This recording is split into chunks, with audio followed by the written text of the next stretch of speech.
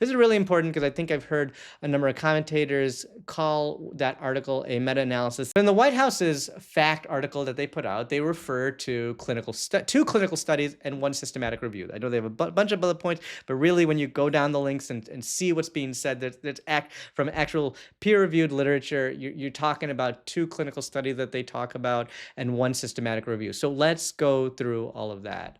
So in terms of the systematic review, it was published by Andrea Baccarelli and his colleagues, and it was published in 2025, and it applied the navigation guide method to 46 studies that they were able to identify that evaluated prenatal acetaminophen exposure and neurodevelopmental disorders, including autism spectrum disorder. However, due to substantial heterogeneity, this review did not conduct a quantitative meta-analysis, but instead performed a qualitative synthesis. This is really important because I think I've heard a number of commentators call that article a meta-analysis. This wasn't a meta-analysis. This was a systematic review, and it used a lot of rigid standards. So, but it was a systematic review, not a meta-analysis.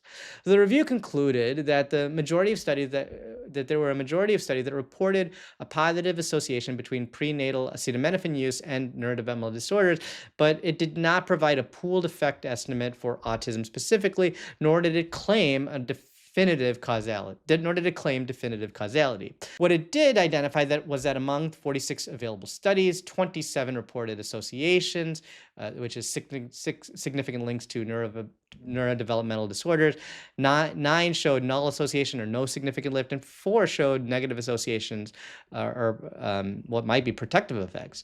They described that higher quality studies were more likely to show positive associations, and overall, their interpretation was that the majority of studies reported positive associations of prenatal acetaminophen use with ADHD, autism spectrum disorder, and neurodevelopmental disorders in offspring, with for them risk of bias and strength of evidence ratings informing their overall synthesis.